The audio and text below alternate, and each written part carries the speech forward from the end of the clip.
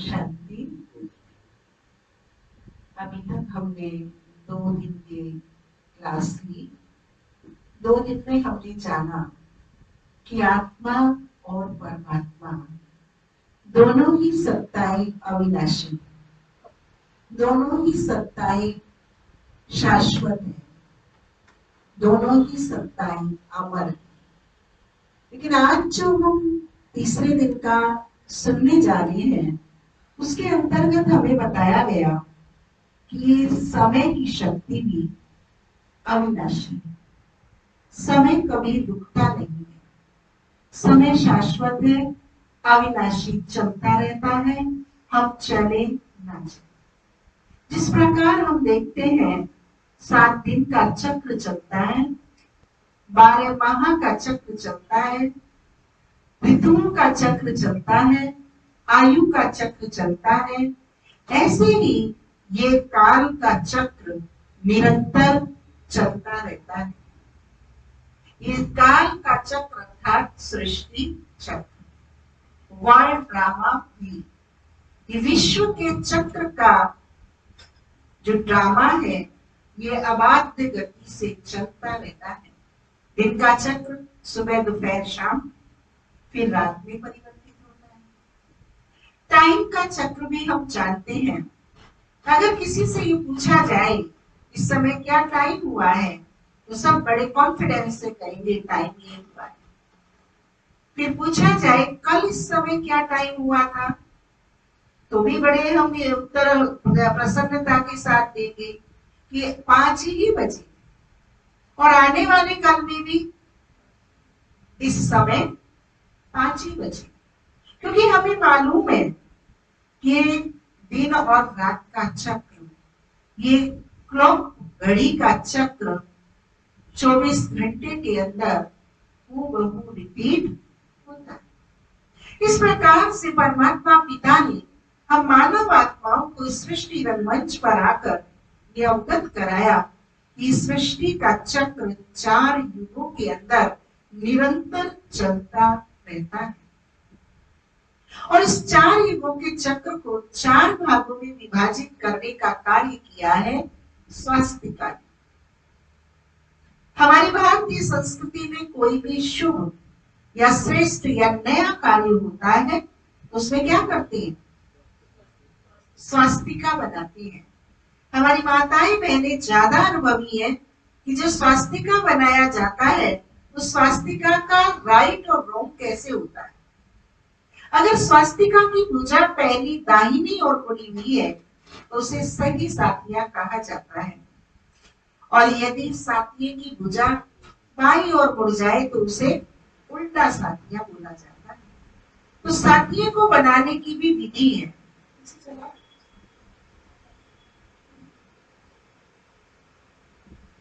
सबको तो चाहिए, बाद में बंद कर देना एक बार, सबका ध्यान देना।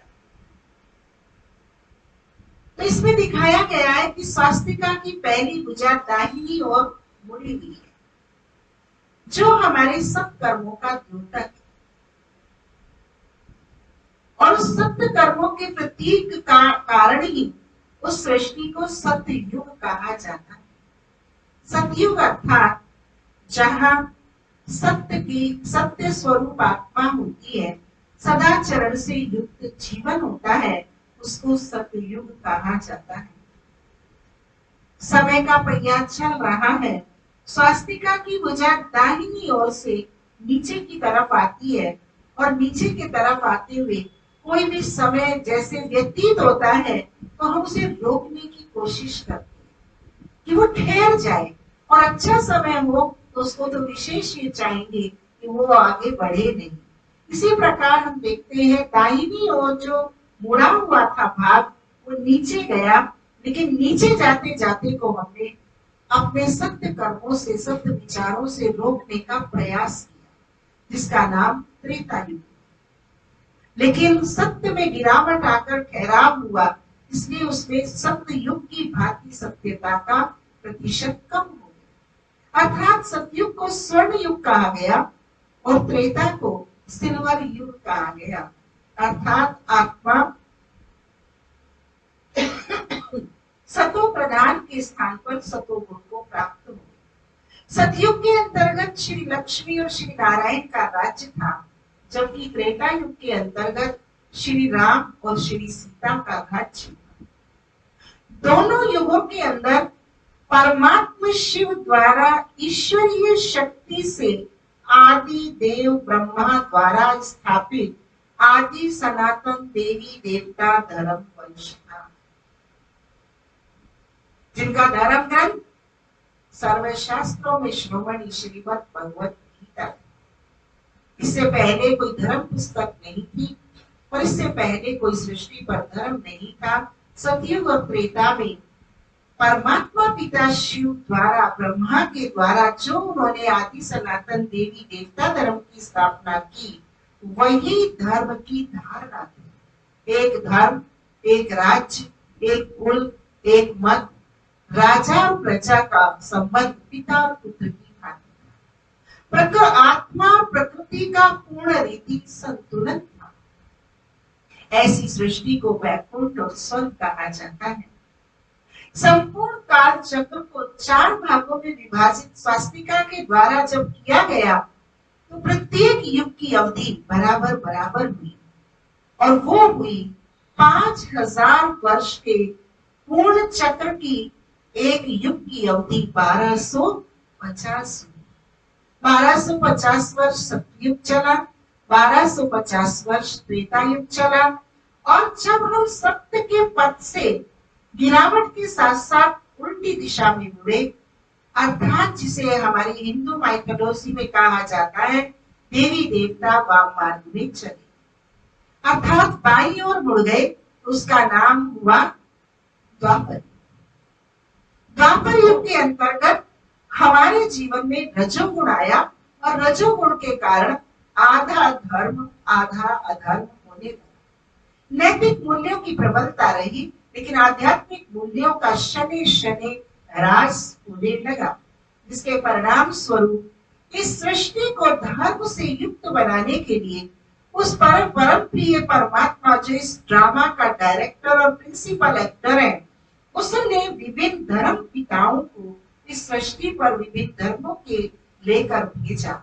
सर्वप्रथम हम देखते हैं इब्राहिम के द्वारा इस्लाम धर्म की स्थापना हुई, जिनका धर्म ग्रंथ कुरान शरीफ बना, जिसको 2500 वर्ष हुआ। इसी प्रकार द्वापर युग में इब्राहिम के पश्चात गौतम बुद्ध आए, उन्होंने बौद्धिज्म की स्थापना की और सृष्टि पर धम्मपद आया धर्म ग्रंथ के नाम पर और गौतम बुद्ध के द्वारा बौद्धिज्म को स्थापित हुए 2500 वर्ष हुए। द्वापर युग के अंतर्गत ही ईसा मसीह आए और उन्होंने क्रिश्चियनिटी की स्थापना की, जिनका धर्म ग्रंथ बाइबल बना। इस प्रकार हम देखते हैं अनेक जगह पढ़ने में आता है क्राइस्ट से 3000 वर्ष पहले भारत में हेवन था। तो इस भांति हम देखते हैं ये परमात्मा पिता प्रिंसिपल एक्टर परमात्मा पिता ने इस सृष्टि पर धर्म और कर्म जो एक सिक्के के 2 पहलू थे, उसके अनुरूप आचरण करने के लिए इस अविनाशी सृष्टि पर अनेक धर्म पिताओं के द्वारा इस सृष्टि को धर्म की स्थापना के लिए भेजा। जब हमारे समाज में जिस मूल्य का अभाव हुआ, उसी मूल्य की स्थापना उन धर्म पिता के द्वारा सृष्टि पर कराई गई। लेकिन समय अबाध्य गति से चलता जा रहा है और चलता चलता किधर पहुंच गया? उल्टे ही कर्मों में प्रगति को, जिसका नाम क्या हुआ? कलयुग। कलयुग अर्थात कल है कलेश, कलयुग अर्थात दुख अशांति, कलयुग अर्थात विभिन्न मतें, कलयुग अर्थात तमो प्रधानता का युग। जब ऐसी सृष्टि हो जाती है, चारों धर्म है, चारों धर्म के पिता हैं, चारों धर्म ग्रंथ है, लेकिन धर्म की धारणा मानव के अंदर नहीं। धर्म का अध्ययन करने का अभाव, रुचि का अभाव मानव के जीवन में हो जाता है। धर्म स्थान है लेकिन धर्म स्थान शून्य है। भीड़ कहाँ है लोगों की? ये तो भाग्यशाली है भरतपुर में कि बिहारी जी के मंदिर में कुछ भीड़ गणेश जी के मंदिर में इकट्ठी हो रही है, वो भी वॉकिंग के पर्पज से, स्वास्थ्य की दृष्टि से, लेकिन श्रद्धा आस्था धर्म और कर्म भक्ति और भावना की दृष्टि से शायद यदि उसका भी मूल्यांकन किया जाए तो नगण्य ही मिलेगा। इस प्रकार हम देखते हैं धर्म और कर्म जो एक सिक्के के 2 पहलू थे, वो धर्म शब्दों में और कभी सत्संगों की चर्चा के विषय रह गए, लेकिन जीवन के कर्म के आचरण के लिए नहीं रहे। हम हमेशा आप सबके सामने साझा करते हैं, आज से 50 साल पहले कोई गृहस्थ परिवार में रहने वाले झूठ नहीं बोलते थे, बेईमानी से धन अर्जित नहीं करते थे, कहते थे हम बाल बच्चेदार। लेकिन आज मुझे बच्चे के 5 लाख देकर के डोनेशन से फीस जमा करानी है, मुझे ही ऊपर की कमाई करनी है, मुझे 25 लाख रुपए बच्ची की शादी में कैश देना है सारे दहेज के बाद, तो वो दहेज के बहाने से वो भी ऊपर की इनकम कर ले। अर्थात कर्म और धर्म दोनों खड़े रो रहे हैं, जिसका ही परिणाम मनुष्य के मन की अशांति, दुख, कलह, कलेश, दिन में भी दुखी और रात में भी दुखी, रात में चैन की नींद नहीं है और दुख में उसके पकड़े जाने का भय निरंतर बना है। इस प्रकार से हम देखते हैं कलयुग अर्थात कलह कलेश का युग जब हो जाता है, तो कल्याणकारी पिता परमात्मा शिव अपने दिए वचन के अनुसार कलयुग के अंत और सतयुग के आदि में सृष्टि पर आते हैं, जिसे कहा जाता है संगम, जिसकी परंपरा के अनुसार जब दोनों वक्त मिलते हैं तो हम सब क्या करते हैं, दिया बत्ती करते हैं, भजन आरती करते हैं, अपने इष्ट देव का आवाहन करते हैं।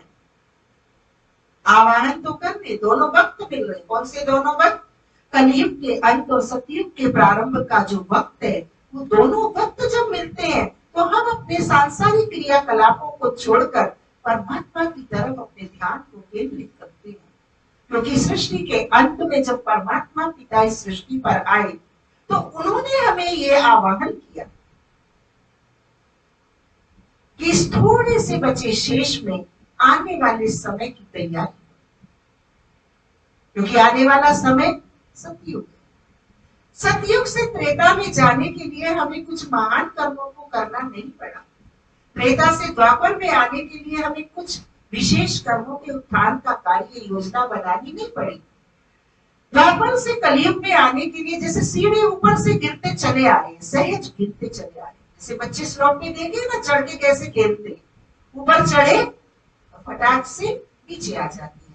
तो यहाँ हम सतयुग से लेकर कलयुग तक सहज नीचे उतरते चले आए, लेकिन अब कलयुग के काले कर्मों को श्वेत बनाकर गोल्डन बनाना, उसमें हमें क्या लगेगा, मेहनत लगेगी। जैसे सोने को अलाए निकालने के लिए उसे तपाया जाता है, लोहे को यंत्र बनाने के लिए तपाया जाता है, वस्त्र को मैल निकालने के लिए भट्टी पर चढ़ाया जाता है। इसी प्रकार से कलयुग के अंत में निराकार पिता परमात्मा परम धाम से सृष्टि पर आते हैं और आकर हम मानव आत्माओं को आत्मा और परमात्मा का मिलन कराते हैं, दोनों युगों का मिलन कराते हैं। सतयुग त्रेता का मिलन नहीं, द्वापर कलयुग का मिलन नहीं, कलयुग और द्वापर का मिलन नहीं, बल्कि कलयुग और सतयुग के मिलन के समय पर वो आते हैं, जिसको कहा जाता है संगम युग। संगम युग अर्थात जिसकी ही यादगार में हम 3 मास में 1 महीना बढ़ा हुआ महीना मनाते, उसमें कोई संख्या नहीं बढ़ती है। 3 साल के जो तिथियां होती है, 3 साल की जो काउंटिंग होती है, उसमें से ही थोड़ा थोड़ा शेष बचकर वो एक लीप युग, लीप मंथ बन जाता है। ऐसे ही ये 5000 वर्ष के चक्र में से चारों युगों के संचालन करने के लिए पुनः परमात्मा पिता हम मानव आत्माओं को ज्ञान और योग की तपत देते हैं, ज्ञान और योग का प्रकाश देते हैं, ज्ञान और योग की टेक्निक देते हैं, ज्ञान और योग से हमें तमो प्रधान आत्माओं को सतो प्रधान आत्मा बनाते हैं। बहुत लंबे समय तक हमने गाया, छीटा दे दो ज्ञान का होश में आऊं, तेरे दर को छोड़कर किस दर जाऊं मैं, सुनता मेरी कौन है किसे सुनाऊं मैं, शर्मिंदा आपसे क्या बतलाऊं, मेरे पाप कर्म ही तुमसे प्रीत न करने देते हैं, जी चाहता है मिलूं आपसे, रोक मुझे ये देते। अच्छा भला योग में बैठा हुआ मन तुरंत कोई बात दिमाग में क्लिक करेगी और योग छोड़ के हम वहां पहुंच जाएंगे, पता चला वहां झगड़ा हो गया, फिर पछताएंगे, मैं तो योग में बैठा था, अगर मैं इस घड़ी को परमात्मा की याद में आने के लिए टाल देता तो ये दुर्घटना से मैं बच जाता। लेकिन कहा जाता बनी बनाई बन रही, अब कछु बननी नाय, चिंता ताकि कीजिए जो न होगी। क्योंकि ये ड्रामा एक्यूरेट हूबहू रिपीट हो रहा। हम सब ने कई बार बाबा की मुरलियों में सुना है, जो सूर्यवंशी देव घराने की आत्मा है, वो इस ज्ञान को सुनते ही चटक पड़ेगी, अर्थात उसका चलने लगेगी, उसका आचरण करने लगेगी, संस्कार निर्माण करने लगेगी, क्योंकि उन्हें याद आ जाएगी मैं वही हूँ। मेरे लिए ही परमात्मा पिता परम धाम से आया। तो वर्तमान समय ये ऑस्पिशियस युग चल रहा है। वो मास होता है, उस मास में भी हम दान पुण्य भजन कीर्तन पाप कर्मों से बचते हैं। वृद्धि मास में, जो वृद्धि मास कहा जाता है, ऐसे ही ये वृद्धि युग है। इस वृद्धि युग में चारों युगों की आत्माओं को परमात्मा पिता मिलते हैं। अगर त्रेता युग के और सतयुग और त्रेता युग के बीच में परमात्मा आए तो सृष्टि पर द्वापर कलयुग की आत्माएं नहीं होगी। अगर त्रेता और द्वापर के बीच में परमात्मा आए तो कलयुग की आत्माएं नहीं होगी। परमात्मा तो सभी के हैं, इसलिए परमात्मा पिता जब आते हैं तो परम धाम से कलयुग में चारों युगों की आत्माएं सृष्टि पर आ जाती। कलयुगी आत्माएं सतयुग में तो पहुंच नहीं सकती, नहीं तो सतयुग के अस्तित्व को भी खतरा हो जाएगा, वो तो सारी छट जाती।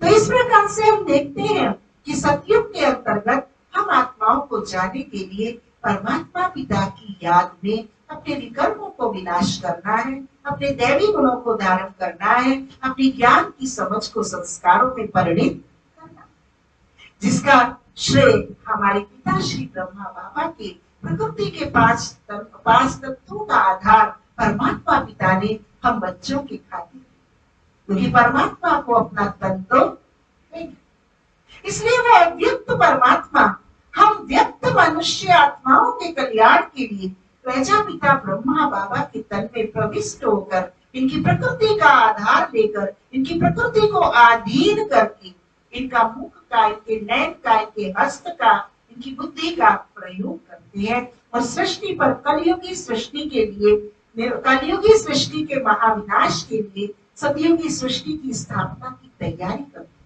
जो हम मधुबन जाते हैं तो अपनी खुली आंखों से, अंतर की आंख से अनुभव करते हैं, देखते हैं, ये एक दिन की कला नहीं है। 1936 से लेकर आज 2022 चल रहा है। इतने लंबे समय में पिता श्री ब्रह्मा बाबा ने 36 से लेकर 1969 तक इस कार्य को संभाला और उसके बाद उन्होंने एक विशाल खोज इस सृष्टि पर छोड़ी, जो हमारी दादियां और वरिष्ठ दीदियां और वरिष्ठ भाई कहे जा रहे हैं। आज ये कार्य उनके द्वारा चल रहा है। इस प्रकार से बहनों भाइयों, हमें अधिक कुछ सोचने की आवश्यकता नहीं है। समय के प्रभाव के साथ जो चलता है वो आधुनिक कहलाता है। समय आने से पहले पानी आने से पहले पाल बांध लेता, उसे समझदार कहा जाता है। मौसम के मिजाज को समझकर जो की व्यवस्था करके वो समझदार होता है। इस प्रकार परमात्मा पिता ज्ञान का सागर ये हमें समय का दर्पण दिखा रहे हैं कि आने वाला समय का रूटीन जो आज हमारा चल रहा है वो नहीं रहेगा, बल्कि हमें सतयुग के तौर तरीके से अपने जीवन को बनाना है। सतयुग तो आना है, उसे तो कोई रोक नहीं सकता। अविचारणीय बिंदु है, मैं उसमें होऊंगा। यदि मुझे उसमें आना है तो मुझे परमात्मा पिता प्रिंसिपल डायरेक्टर है, मुख्य एक्टर है, उसके अकॉर्डिंग अपने मन को, अपनी बुद्धि को, अपने मन के वचन को, अपने कर्म को, अपने स्वभाव को, अपने संस्कार को, अपने संबंधों को निर्माण करना। जो हमें पाना है वो हमें बनाना है। इस प्रकार से परमात्मा पिता ने हमें इंश्योर किया, आप ही थे, आप ही हो और आप ही इनसे बनेंगे। क्योंकि ये टाइम साइकिल चल रहा है। हमारा पुरुषार्थ करना भी इस ड्रामा में फिक्स है। हमने आपने किसी ने नहीं सोचा था ना कि हम कोर्स करेंगे। एक ओमवीर जी को विचार आया था, फिर मंजू सिंगल ने सुन के कहा मैं करूंगी, और ये सब कहां से आ गया? ये ड्रामा की एक्यूरेट कड़ी से। फिर हमने योगेंद्र जी को रिक्वेस्ट किया, भैया जी आप कोर्स शुरू करने जा रहे हैं, आप आ जाए। तो हमने कहा 3 बहन भाई हम अंदर कमरे में करा देंगे। फिर अचानक मुझे उमंग आया, नहीं, हम सबको इनवाइट करते हैं, जिसको आना है आए, हम खुले मंच से करेंगे, बाबा के हॉल से करेंगे। आज हम देख रहे हैं कि आप सब आ रहे हैं, खुली छुट्टी है सबको, क्योंकि ये बाबा का ज्ञान तो लुटाने वाला लुटा रहा है, लूट सके तो लूट, जितना चाहो तो लूट सके। तो इस प्रकार पिता परमात्मा शिव हम मनुष्य आत्माओं को सतयुग सृष्टि के निर्माण के लिए हमारा आह्वान कर, वर्तमान समय द्वापर युग से जब हमने ईश्वर को खोजा और ढूंढा, तब हमें ईश्वर नहीं मिला, क्योंकि वो समय नहीं था। आज समय हमारा साथ दे रहा है, आज कलयुग हमें धक्का मार रहा है कि मुझे छोड़ो, मेरा टाइम पूरा हो गया। अब आने वाले समय की तरफ देखो, चारों तरफ इतनी अति अति सर्वत्र बच्चे, अति बड़ी कॉन्शियस, अति काम, अति क्रोध, अति लोभ, अति मोह, अति अहंकार, हर चीज की अति ने आज इस बात को प्रमाणित कर दिया है कि अति से अंत होगा और फिर आदि में।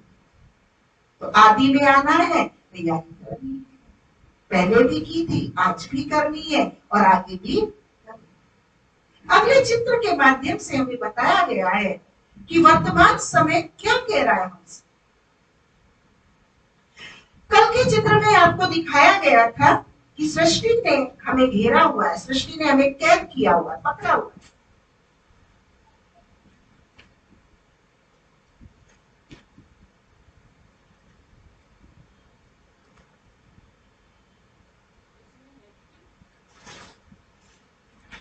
कल हमें दिखाया गया था, बताया गया था कि इस पूरे ग्लोब को समय रूपी कलयुग ने कैप्चर किया हुआ। क्या किया हुआ? कैप्चर, पकड़ा हुआ। ग्लोब पूरा उसकी मुट्ठी में। आज आपको दिखाया जा रहा है कि ग्लोब समय रूपी कलयुग से छोड़ रहा है, क्योंकि समय को बोध है कि आने वाला समय मेरा। जैसे ही फरवरी का महीना आता है, थोड़ी सी गर्मी होती है, हमारे वूलन वस्त्र कम हो जाते, बांधने शुरू कर देते, सेलेक्ट करने शुरू कर देते, जो हल्की ठंडी के वो रख लो, जो ज्यादा ठंड के पैकिंग कर दो, है ना। मौसम को देख के छाता और रेनकोट निकाल दी जाती है। ठीक इस प्रकार से ये आने वाला समय हमें कह रहा है कि तमो प्रधान दुनिया नष्ट होने वाली है। ये काम, क्रोध, लोभ, मोह, अहंकार की अग्नि अधर्म के रूप में जो सृष्टि को जला रही है, ये समय इसे छोड़ रहा है कि मैं नहीं पकड़ सकता इसे। इतनी अधिक अगन लग चुकी है कि अब मैं इसे छोड़। मनुष्य है अपनी पुरानी चाल ढाल से चलना चाहता, वो सोचता है जैसे मेरे फोर फादर ने मुझे विरासत दी, ऐसे ही मैं अपनी 4 जनरेशन को अपनी विरासत बांट दूं। लेकिन ये पॉसिबल नहीं। आने वाला समय तमो प्रधान होने के कारण, सतयुगी सृष्टि की स्थापना होने के कारण सृष्टि पर तेज गति से आगे कदम बढ़ा रहा है। हमारे शास्त्रों के अनुसार जब हम पूजा की विधि विधान करते हैं, उसमें श्लोक बोले जाते हैं, शुभारंभ कराया जाता है, तो उसमें भी बताया जाता है आर्यवृत्त जम्बू द्वीपे, हाँ, कलयुगी प्रथम चरण। लेकिन परमात्मा पिता ने बताया कि कलयुग प्रथम चरण नहीं है, बल्कि कलयुग अंतिम श्वास ले रहा है। क्या है कलयुग? अंतिम श्वास ले रहा है। अंतिम श्वास होती तो उसे वेंटिलेटर पे ले लेते, ऑक्सीजन लग जाती है। कलयुग को अभी कहीं सत्यता की, कहीं धर्म की, कहीं श्रेष्ठता की, कहीं कहीं कोई अच्छे विचारों की ये ऑक्सीजन लगी हुई है। बाकी कलयुग पूरी तरह विनाश को प्राप्त हो चुका है, मृतशैया पर पड़ा हुआ। ऐसे संपूर्ण विनाश होने से पूर्व निराकार पिता परमात्मा कन्याओं माताओं को ज्ञान का कलश देकर कुंभकर्ण सम सोए मानव को जगा रहे। कौन सी नींद है? कुंभकर्ण रूपी मानव की नींद से जगा रहे। कुंभकर्ण के लिए कहा जाता है वो 6 महीने सोता था और 6 महीने जगता था। वो 6 महीने कौन से? पूरे चक्र को एक दिन में उसको परिभाषित किया गया और सतयुग त्रेता में जो ज्ञान पूर्ण आत्माएं नहीं है वो प्रवेश नहीं करती, उसमें वो परम धाम के सुषुप्त अवस्था में रहती है। और जो द्वापर कलयुग की आत्माएं हैं वो जो सतयुगी त्रेतायुगी आत्माएं हैं वो दिन में भी जगती है और रात में भी अपनी दिनचर्या के प्रमाण चलती है। लेकिन जो सतयुगी संस्कारों की आत्माएं नहीं होती वो सतयुग त्रेता में इस सृष्टि पर आती नहीं है, वो सुषुप्त अवस्था में परम धाम में रहती है। अर्थात मनुष्य कुंभकर्ण कौन है? जो एक कान से सुन दूसरे कान निकाल देता और जो अपने जीवन में ज्ञान को सुनकर जीवन में धारण करता है वह पुरुषार्थ करके सतयुगी दुनिया में आ जाता है। तो वर्तमान समय क्या चल रहा है उसे हमें देखना है। आज आप देखेंगे कि मनुष्य की वासनाओं में कितने उदाहरण आज हमारे सामने हैं। कितने घर परिवारों के जो धर्म पिता कहलाते थे, धर्म माँ कहलाते थे, विवाह के पश्चात बच्ची जाती थी, बच्ची सर्वस्व अर्पित करती थी, कैसे संस्कार होते थे।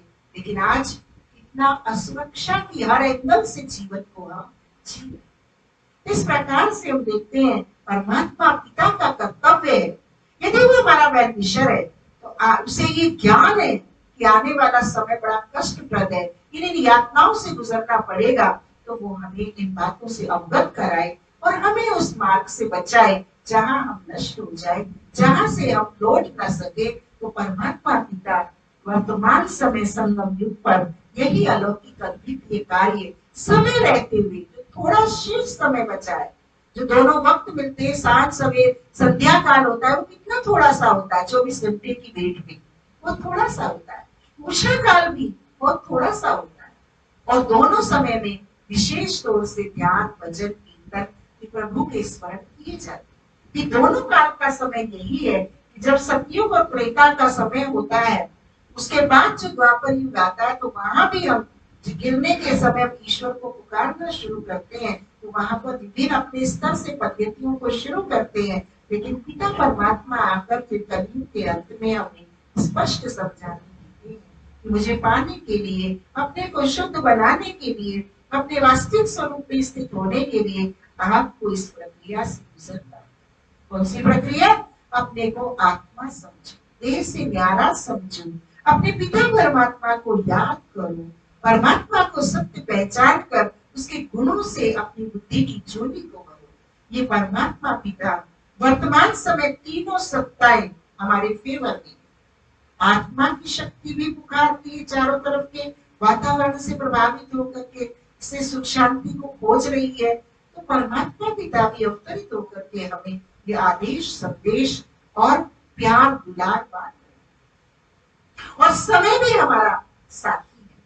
तीनों का जब कॉम्बिनेशन हो जाता है तो सोच, बोल, कर्म करना सहज हो जाता है। 3 मिनट साइलेंस में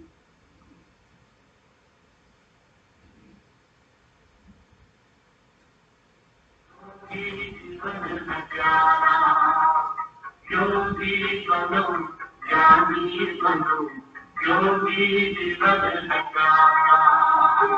काम क्रोध मत लोभ मोह वश, हाथ सब मोहता। योग लगा कर पाप मिटाले, स्वर्ग का जाले द्वार। काम क्रोध मत लोभ मोह वश, आज सब मोहता। योग लगा कर पाप मिटाले, स्वर्ग का जाले द्वार।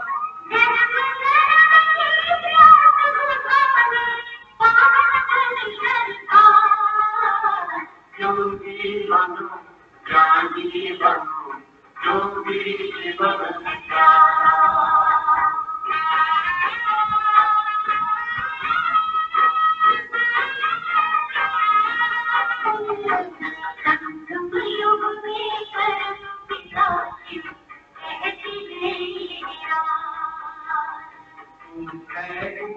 अविनाशी आत्मा सुन लो मेरी आवाज।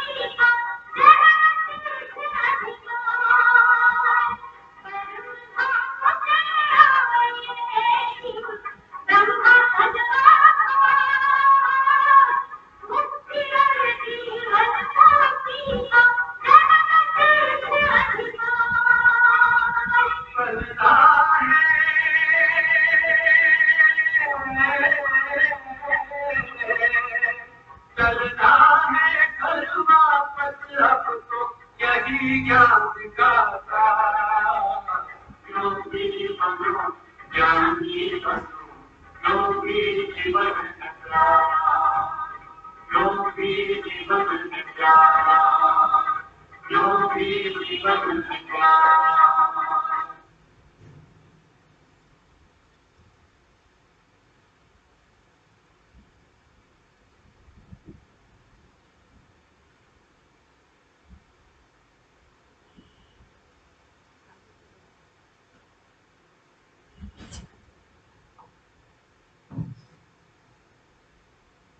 आप देख रहे हैं कि प्रकृति के पांचों तत्व आज कैसे हो गए, तमो प्रधान। अभी लेटेस्ट देख लीजिए, आप आम खरीद के लाते हो ना, कितने कॉस्टली लाते हैं, एप्पल खरीद के लाते हो, हाँ किस लिए लाते हो, पेशेंट है, हम हर चीज नहीं खा सकते उसके लिए लाते हैं, कितना महंगा आता है, लेकिन काटो। आम सही है लेकिन उसकी गुठली गल रही है, मतलब क्या हो गए, तम प्रधानता की, जो परमात्मा से लिंक टूटने से हम आत्माएं जो विकृत हुई, उनका प्रभाव प्रकृति के पांचों तत्वों पर। जब शुद्ध भाव वाला धरती मां पर धरती की गोद में चलता है तो शस्य श्यामला भूमि बनकर मुस्कुराती, और जब विकारी वासनाओं से डूबा हुआ व्यसनी मानव से गुजरता है, पिक पिक तुक तुक करता है, तो वो धरती मां को दर्द। प्रकृति के पांचों तत्वों को हमारी भारतीय संस्कृति में तो देवता कहा गया, क्योंकि पांचों तत्व हमें पोषकता देते। जल को देवता कहा गया, सूर्य को देवता कहा गया, नभ को देवता कहा गया, पांचों तत्वों को देवता माना, देने वाला कहा गया।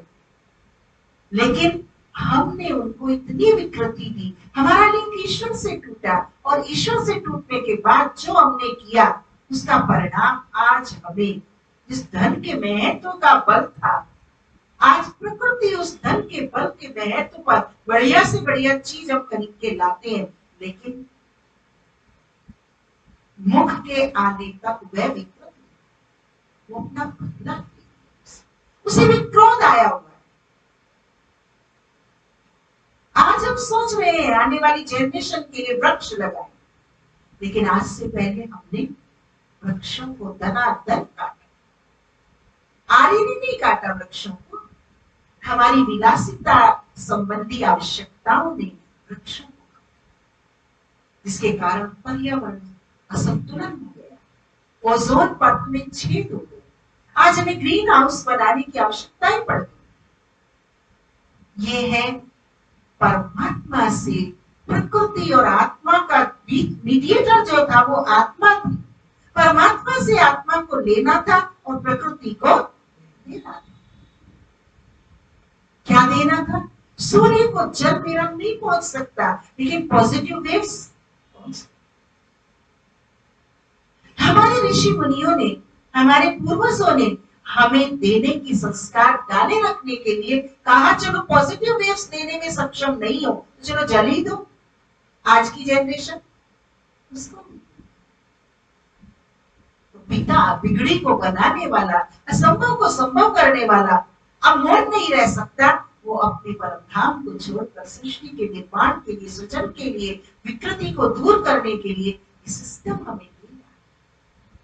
अब ये चित्र के माध्यम से आपको बताया गया है, जैसे आज कुंभकर्ण कोई पर्टिकुलर पर्सन नहीं है, कुंभकर्ण कोई व्यक्ति विशेष नहीं है, लेकिन आत्मोन्नति की बातों से विमुख वह प्रत्येक मानव कुंभकर्ण है, जो अच्छाइयों को एक कान से सुन दूसरे कान निकाल देगा। मानव मूल्यों के स्थान पर कितने साल हमने पहले पढ़ा नीति शतक में, ये शाम न विद्या न तपो न दानम, ज्ञानम न शीलम न गुणो न धर्मम, ते मृत्यु लोके भुवि बाल भूता, मनुष्य रूपेण प्रकाशचरन्ति। लेकिन आज तो मैं कुछ दिन पहले, 15-20 साल पहले की बात है, मैंने राजस्थान पत्रिका में झरोका पढ़ा।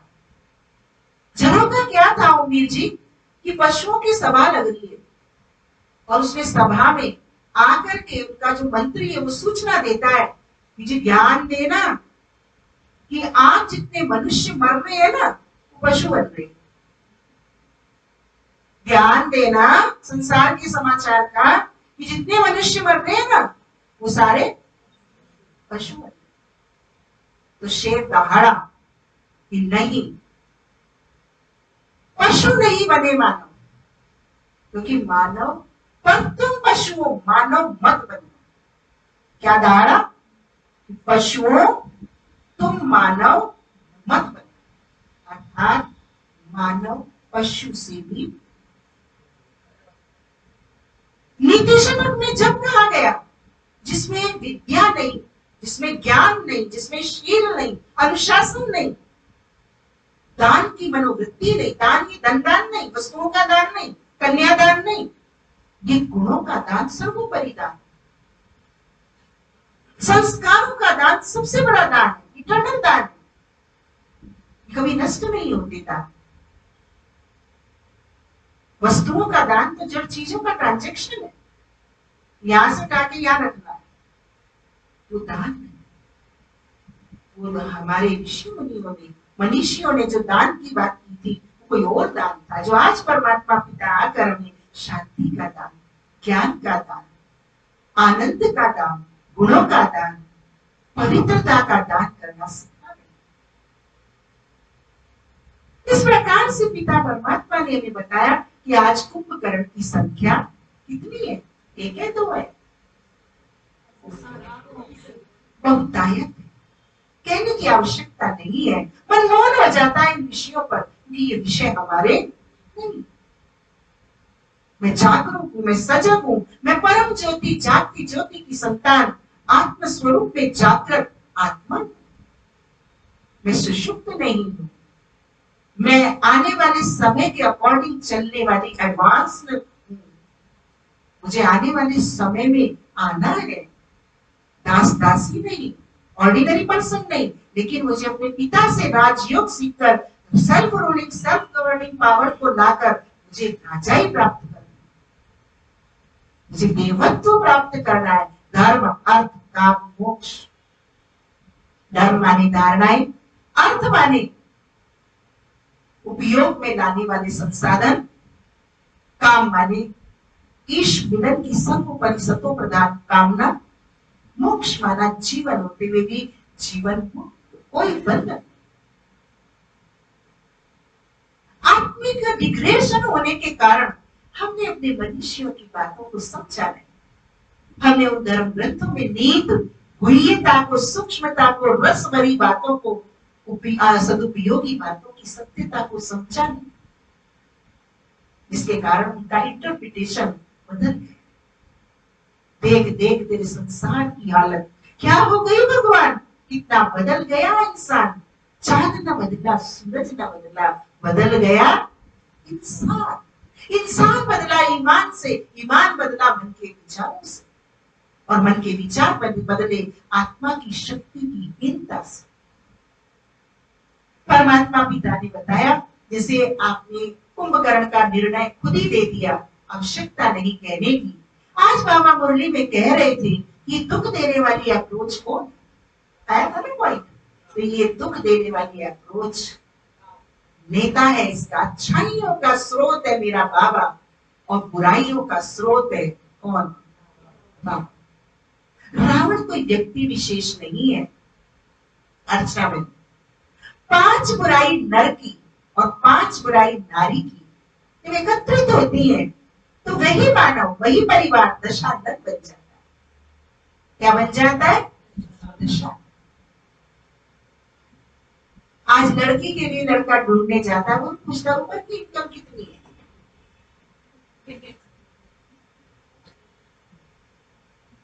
क्या ये मकान तो है साजेगा, फिर ब्याह कितनी है,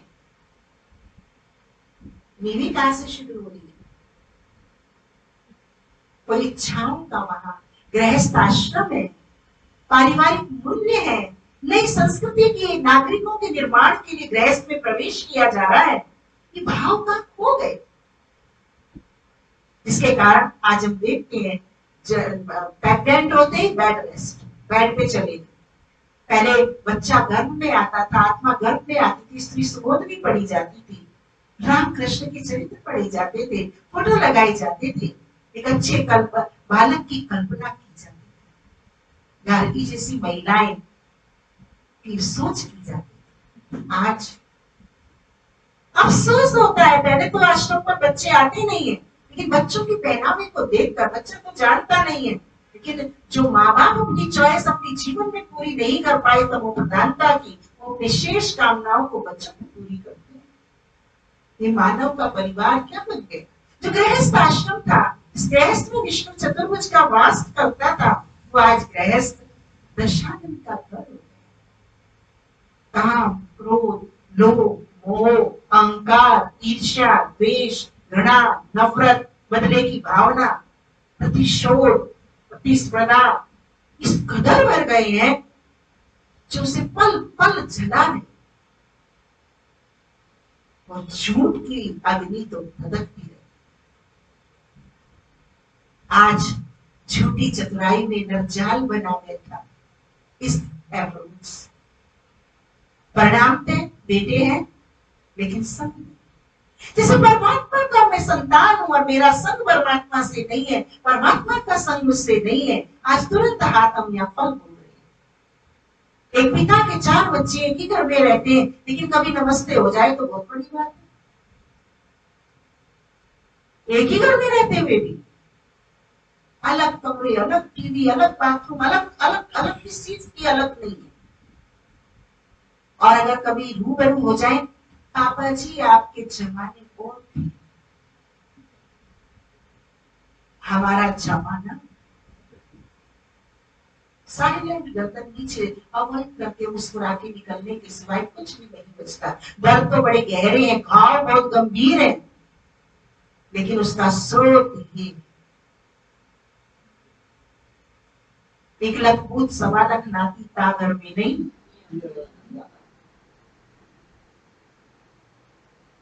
आज 1 लाख रुपए की तनख्वाह हाथ में आती है, लेकिन महीने के एंड में एक पैसा भी नहीं बचता। हमारे बाबा साहब को 15 रुपए मिलते थे, हेडमास्टर थे, और 5 भाई, 5 बच्चे, अपने दोनों भाइयों का परिवार उसने जिया करता। बड़े खुश रहा, बड़े संस्कारिक थे, बड़े अष्टपुष्ट तंदुरुस्त थे, डायग्नोसिस में खर्चा नहीं होता, हेल्दी, वेल्दी, हैप्पी, होपफुल। आप सबने भी इस समय को सुना होगा, जिया होगा, देखा होगा, अनुभव किया होगा। एक घर की नारी 5 किलो आटा एक टाइम में चपातियां सेकती, बड़ी खुशी से। आज 5 चपाती में कमर तोड़ दर्द हो जाता है। पहले गिन के रोटी नहीं खाई जाती थी, तृप्ति और संतुष्टि भोजन में हुआ करती थी। आज पकवानों में भी स्वाद ही नहीं है, अच्छा ही नहीं है। जितने घर के सदस्य उतने आइटम बनते हैं, फिर भी वो उतनी किचन में। ये किसने कराया? ये राम ने नहीं कराया। ये किसने कराया? ये रावण ने। टुकड़े टुकड़े टुकड़े टुकड़े टुकड़े, दीवारें दीवारें, घर में दीवारें खड़ी कर, मतभेद की, तो पीसेज हो गए तो पीस कहां से मिले? पीस तो ब्रॉड में है, खुले में है।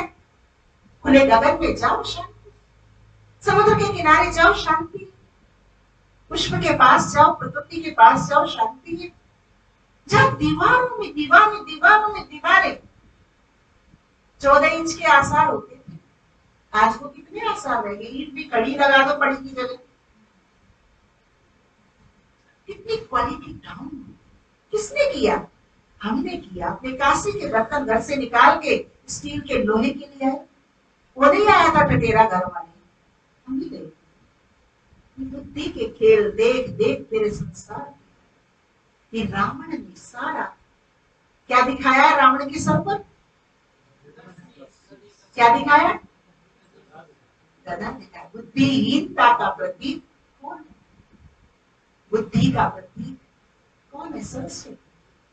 और बुद्धिहीनता का प्रतीक वो पढ़ा लिखा था, चारों शास्त्रों का ज्ञाता था, चारों वेदों का ज्ञाता था, चारों दिशाओं का, दसों दिशाओं का उसका नियंत्रण था, शिव का परम भक्त था, लेकिन राम से डरता था, राम के सदाचार से वह प्रभावित था। याद है ये दृष्टांत आपको? जब राम रामायण में आता है, जो सेतु बंध बांधने के लिए माँ सीता की आवश्यकता पड़ी और लंकाधिपति रावण को, बुद्धिमान को, विद्वान को वहां पंडित जी बनाया गया, तो वो सीता माता को लेके आए। तो मर्यादा पुरुषोत्तम राम ने कहा, मैं आपको क्या दक्षिणा दूं? तो बनवासी राम चुका नहीं, रावण जब भी, तो बनवासी राम मुझे दक्षिणा देगा? अगर देना ही चाहता है तो तेरे सदाचार से कभी प्रभावित ना हो, दक्षिणा दे। सत्य से डरता था, सत्य जानता था पर सत्य पर नहीं चलता था, इसीलिए वो रावण था। ऐसा नहीं वो नहीं जानता था राम को और मां सीता को, जानता था दोनों को, लेकिन पालन न करने के कारण अपनी आदतों से लाचार, इसलिए बुद्धिहीनता का प्रतीक उसको क्या दिखाया। ऐसे ही हम लोग भी जब रावण की अप्रोच से जीवन को जीते हैं तो पश्चाताप, छलावा और अपनी संतति को फलते फूलते ना देखकर, संस्कार विहीन जीवन जीते देखकर अंदर ही अंदर उठ के खाके रोते हैं, किसी से कह भी नहीं सकते और हम जी भी नहीं सकते। बता दो आज हालत ये है या नहीं? कोई रेयर भाग्यशाली बचा होगा, रेयर, अन्यथा घर घर की यही काम, क्योंकि हर जगह रावण का। आप देखिए हर वर्ष रक्षाबंधन मनता है, हमारी बहन बेटियां राखी बांधती है और हमारे भाई राखी बंधवाते हैं। आबरू लूटने वाले कौन होते हैं? आबरू लुटवाने वाले कौन होते हैं? हर गृहस्थी का दिल दहलता है, कितना भी बहादुर क्यों ना हो, कि उसकी युवा बच्ची या युवा बहू घर से बाहर निकल। कारण रावण का पुतला तो आज तक चला रही, पर इनका पुतला कोई नहीं चला। कहते तो हवा है, तो होता ही है इस फैक्टर। ये कह के हमने उड़ाना सीख लिया, देखिए कितना पतन हो रहा है। इस प्रकार से हम देखते हैं आज धर्म ग्रंथ है, धर्मशास्त्र जो आज बाबा मुरली में कह रहे थे, पर धर्म का आचरण कहीं दिख नहीं रहा। पहले गांव गली की बहन बेटी को भी विदाई देते थे, मिलनी देते थे, और आज खून के रिश्ते की भी बहन के साथ पिता क्या कर लेता है, बच्ची के साथ भाई क्या कर लेता है, रिश्तेदार नजदीक से नजदीक खून के क्या कर लेते हैं, वो आप सब मुझसे ज्यादा परिचित। तो ये कोई एक व्यक्ति और एक घर की हालत नहीं है, ये तमाम संसार की हालत ऐसी है। ऐसी दुनिया को परमात्मा पिता ऐसे जन्म के मन को, ऐसे संसार की प्रकृति के पांचों तत्वों से बने हुए मानव को परमात्मा पिता ऐसी दुनिया में परिवर्तित करने के लिए सृष्टि पर आए। कैसी दुनिया? नर तू ऐसी करनी कर श्री नारायण बन जाए, नारी तू ऐसी करनी कर श्री लक्ष्मी पद को पाए।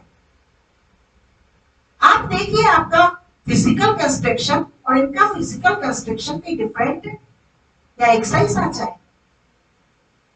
बोलो, हाइट और फाइट को मत देखो, हाइट और फैट को मत देखो, बाकी बॉडी कंस्ट्रक्शन, दो आंख, दो हाथ, दो पांव, सब एक साइड, लेकिन इसमें बड़ा अंतर है और मुझमें कुछ चीज नहीं है, मिसिंग है कुछ।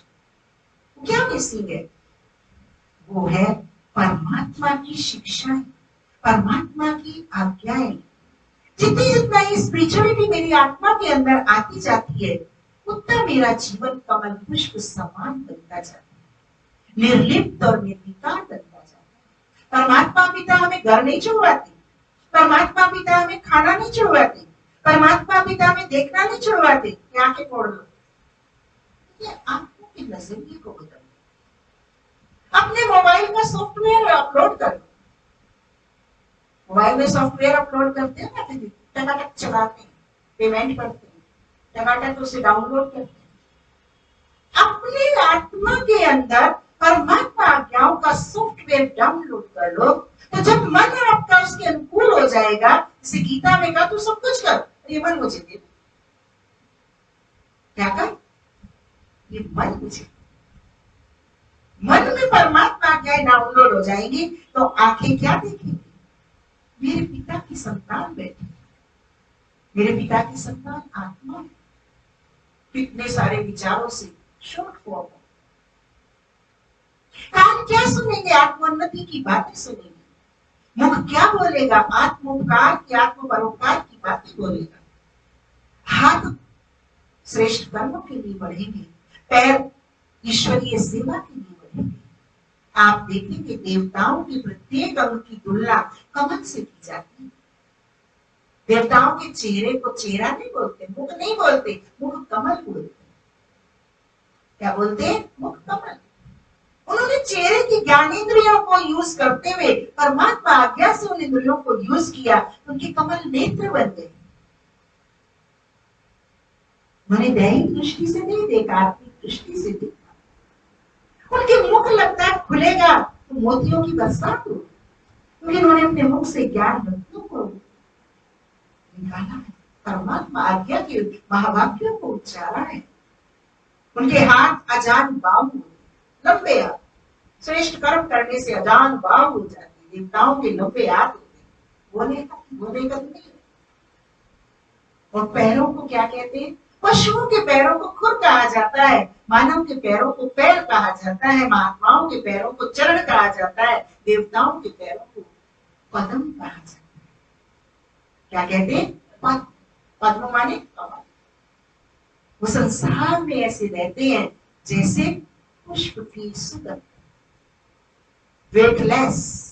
आप देखिए पुष्प के ऊपर कोई खड़ा होगा तो पुष्प टूट जाएगा, जरूर वो देह के बाद से मुक्त है, आश्चर्य नहीं है, अकाय है, अव्यक्त है, प्रकृति के पांच तत्व से हर्षित होते। ऐसा नर नारायण और नारी लक्ष्मी है। ये ब्रह्मा कुमारी इसका ज्ञान घर गृहस्थ में रहते हुए कमल पुष्प समान जीवन जीकर अच्छे नागरिक भारत भूमि को देने की योजना है। यहाँ परिवार मुक्त जीवन नहीं, परिवार युक्त जीवन जिया जाता है, क्योंकि परमात्मा पिता सारी वसुधा का परम पिता कर्ममान है, और ये सारी वसुधा उसकी परिवार है। तो पिता परमात्मा का ये नियम है, ये सिद्धांत है, तो उसी को हम बच्चों को भी पालन। सतयुग के अंदर एक धर्म होगा, एक राज्य होगा, एक कुल होगी, एक मत होगी, एक सा व्यवहार होगा, शेर और गाय भी एक साथ जल पीने, कोई अहिंसक, कोई दबाव प्रभाव वान नहीं होगा। ये था आज का आपका ड्रामा का दृश्य। आप भी थे, आप ही हो, आपको भी बनना। दिख रहा है आपका क्वेश्चन? सब अपने अपने घर में पासपोर्ट साइज का अपना फोटो बना के भाई नारायण के साथ लगाएं, बहने लक्ष्मी के साथ लगाएं, और हम उसका अपना आवाहन करें। आप देखिए जब भी घर में बहू आती है तो माँ क्या करती है, सासू अम्मा क्या करती है, ये घर में लक्ष्मी आई। जब भाई दूल्हा बन के जाता है तो लोग दर्शन करने दौड़ती है, पूरा गांव दौड़ता है, तो लड़का क्या है, तो बिल्कुल देवता। लेकिन किसने बदल दिया? ये इस भैया के आते बीच में ये सारा जमजमाई हो गया, और नारी क्या बन गई, कुलक्षणी बन गई। काम क्रोध लोभ मोह अहंकार ने मेरी आत्मा को दूषित कर दिया। सृष्टि का सृजन नहीं हुआ, बल्कि सृष्टि को विसर्जन के ठिकाने लगा। तो आइए पुनः हम अपनी आत्मशक्ति को जागृत करें, समय का साथ दें, परमात्मा को अपना हाथ दें, और आने वाली वैकुंठ की दुनिया के लिए अपने को, अपने परिवार को, अपने समाज को, अपने देश को तैयार करें। ओम शांति।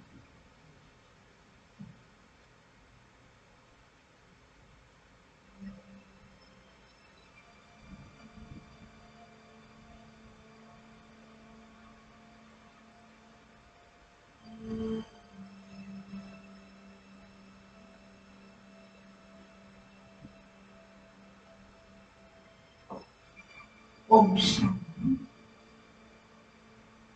बैकवर्ड सीधा करें, आगे खोलें। दो प्रकृति के मध्य अपने ध्यान को केंद्रित करें। अपने ओरिजिनल स्वरूप को देखें। मैं आत्मा अति सूक्ष्म ज्योति बिंदु स्वरूप,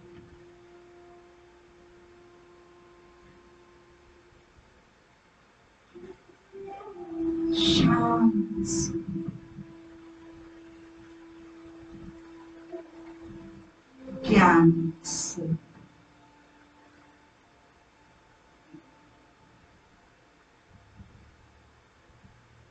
शक्ति स्वरूप,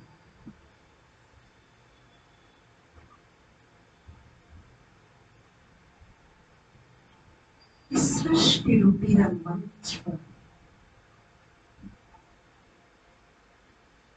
देह रूपी वस्त्र धारण कर पाठ बजाने आई।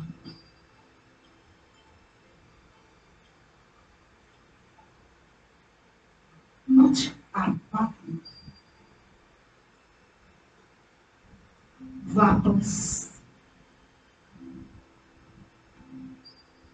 उस ज्योति के देश में लौट।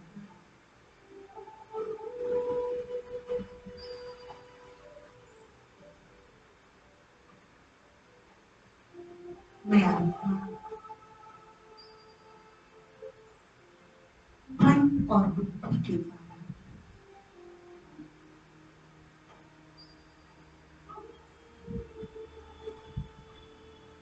देह से न्यारी होकर 5 तत्वों से बने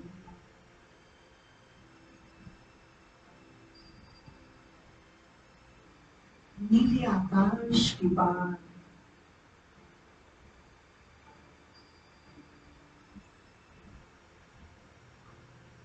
स्वयं प्रकाशित लोक में जा रहे।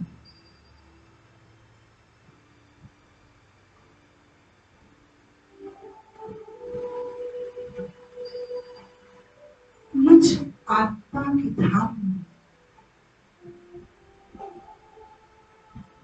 सर्वत्र शांति शांति,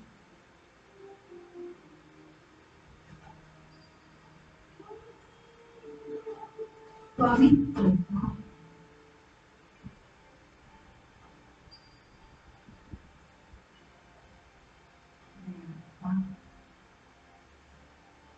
अपने वास्तविक स्वरूप में स्थित।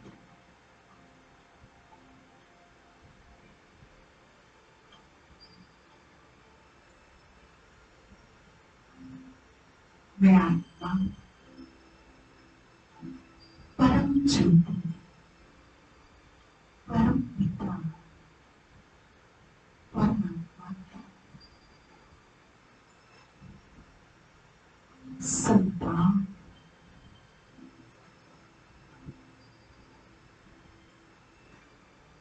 कल्याणकारी शिव,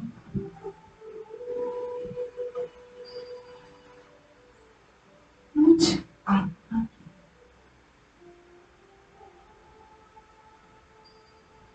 परम पिता,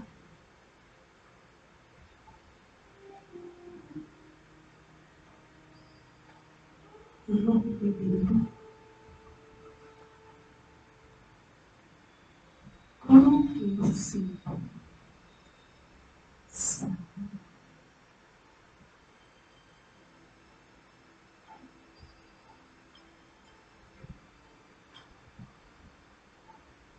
मैं आत्मा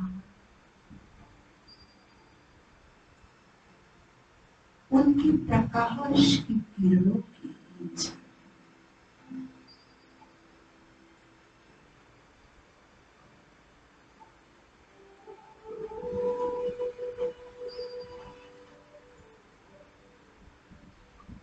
मैं आत्मा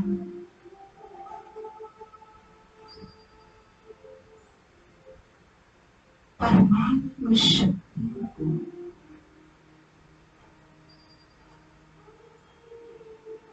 अपने अपने अंदर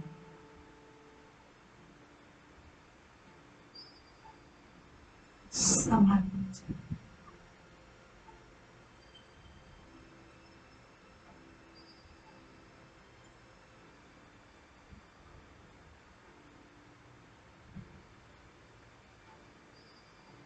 पुनः वापस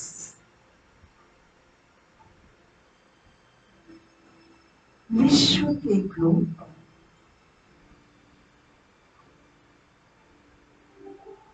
उपस्थित होकर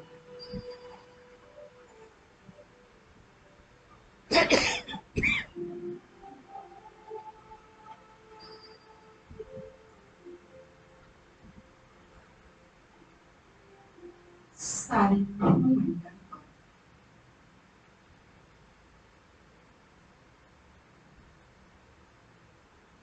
शांति की किरण, पावनता की किरण फैला।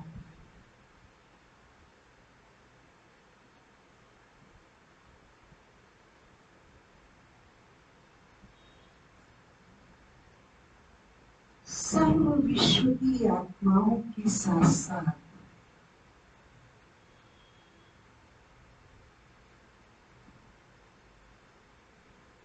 प्रकृति के पाचक तत्वों को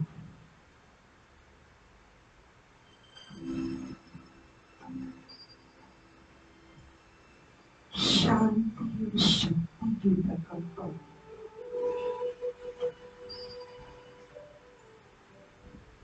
प्रवाहित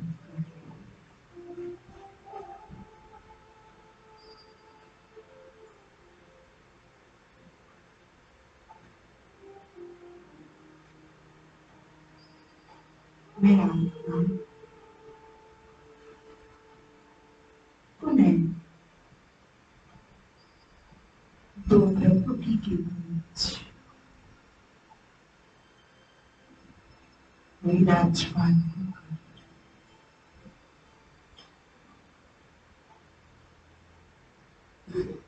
कर्म इंद्रियों से कर्म कराने की उपस्थित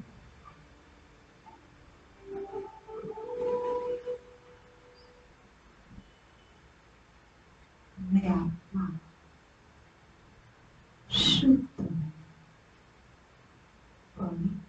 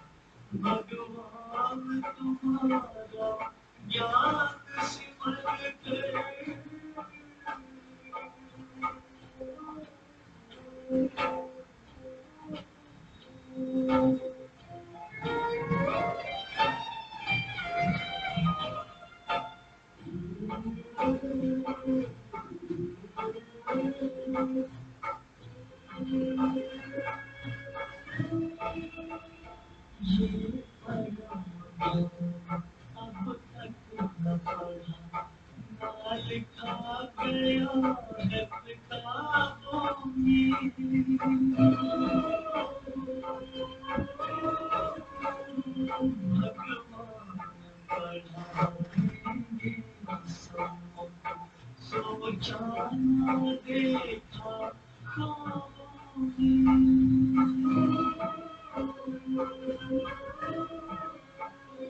प्रभु मिलन का ये प्यारा अनुभव, प्रभु मिलन का ये प्यारा अनुभव, शब्दों में कहा नहीं जाता है। भगवान तुम्हारा ज्ञान